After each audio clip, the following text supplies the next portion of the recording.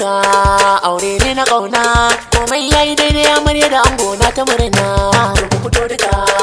aure ne na kauna komai yayi daidai amarya da ango na ta murna ko da kallo amarya nan ka san ai ta zaro ga ango na girma wallahi taro ya taro sun dace da juna kan yan sawa na tsaro kai ba dan kuɗi ba ku damƙe amana babu tsoro auren so da daɗi irin na kowa ke bukata ban fara baitin ba amarya kin zamo babba kin wuce gaba yara ba su gane ba wa za ya kushe ki an goshi ya nuna ki yan bakin ciki sai su kwana yin haki daure da ladabi amarya daura kallabi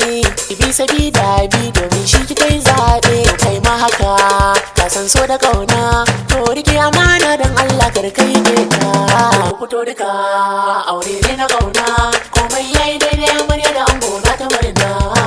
aure aure aure lokaci kuna ku yayi bace ku ce aure aure aure lokaci kuna ku yayi bace ku ce ga amarya ga ango sun dace amarya aure sunar nabi bauta ce amarya kun yo kun zakare gar yanci amarya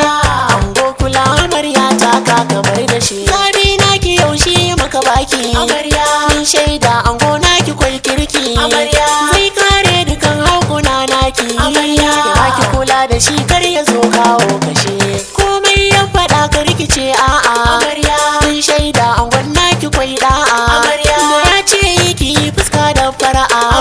idan har babu sabo na Allah ciki ashe ango ni bashir yana ma barka amarya amaryar nan yau ta zamo taka amarya nauyin kai wuya ne yake ɗauka komai in tai bida kai tamkar arashe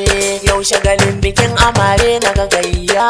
auren so ne suka yi ba biki yayiya auren ki dangi na zo a bikin gidan ku bacin kanzo gwamna da jiniya in ya zo ke kuma guda mata gasi zafi a yau gobe ai sanyi biye da Allah ya so za a yi sai ki biyayya ga angonki ban goma jingina ne taki buri na shuka ta samtaki ke kuma Allahu ya baki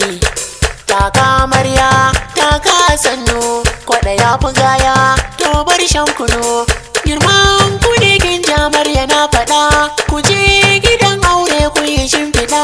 da sirrin ku samkar ku ban kaɗa ga 'yan ku zancen na jaddada